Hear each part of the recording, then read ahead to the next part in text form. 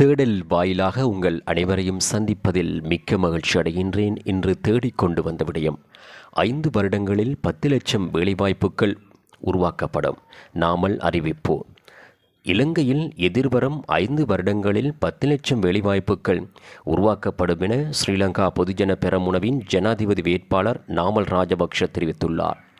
திபுலிப்பிட்டிய பகுதியில் நேற்று 24ஆம் தேதி இடம்பெற்ற பிரச்சார கூட்டத்தில் கலந்து கொண்டு கருத்து தெரிவிக்கும் போதே அவர் இதனை குறிப்பிட்டுள்ளார்.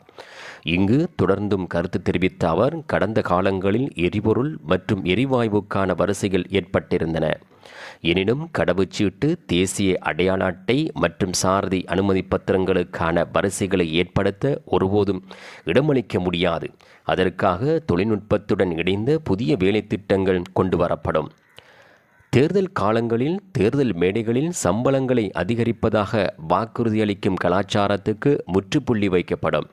பணவீக்கத்துக்கு முகங்கொடுக்கும் வகையில் அரச பணியாளர்களின் சம்பளம் பணவீக்கத்துக்கு ஏற்ற வகையில் மாற்றியமைப்பதற்கான பொறிமுறைகள் கொண்டு வரப்படும் என அவர் தெரிவித்தார்.